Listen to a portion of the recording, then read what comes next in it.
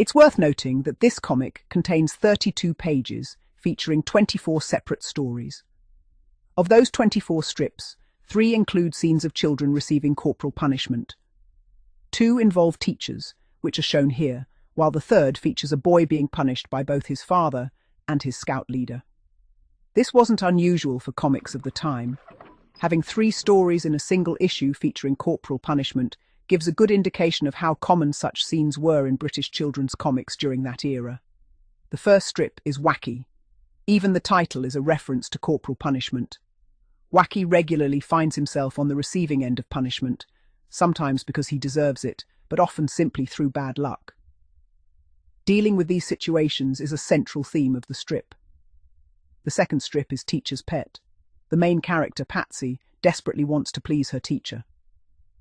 Unfortunately, she often tries too hard. Her well-meaning actions usually create chaos, sometimes through her own mistakes, and sometimes through circumstances beyond her control. On occasion, she pushes her teacher's patience to breaking point. This is a fascinating series, and I look forward to seeing more examples in print. One interesting point concerns the publishers, DC Thomson, who also produced The Beano. Around 6 months ago, a professor of European Studies, who has a long-standing interest in media and culture, mentioned an article discussing the company's editorial policies. According to the article, during the 1950s, 60s and 70s, DC Thomson insisted that mischievous characters such as Dennis the Menace and Beryl always received their just desserts. The idea was simple: wrongdoing should never be rewarded. Even more interesting was the company's approach to marketing.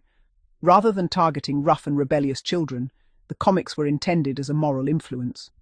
They offered readers a harmless escape, allowing them to enjoy fictional mischief while reinforcing the message that bad behavior ultimately had consequences.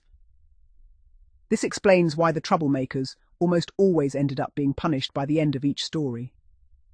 Ironically, many of the families who bought the Beano also encouraged their children to read more educational comics, such as The Eagle. Nevertheless, DC Thomson continued to follow this moral formula, which was thought to reflect the publisher's strong Presbyterian background. My friend also showed me a longer academic paper that explored many of these same themes in greater depth. Although his main academic interests lie in political and cultural theory, particularly the work of Tony Negri and the Italian autonomia movement, it was an interesting discussion. We studied together at university, so our conversations often wandered into unexpected subjects. Dean, I also sympathize with your comments about copyright. Many years ago, while I was an officer in the student union, we became involved in a dispute with the university over students' rights to access their own files. The issue centered on secret comments and transparency.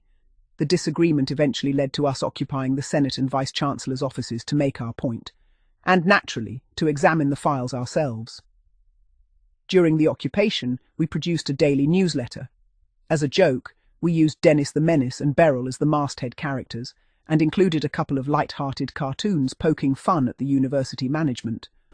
One cartoon ended with Dennis saying something like, "I wonder what Beryl will say. See tomorrow's edition."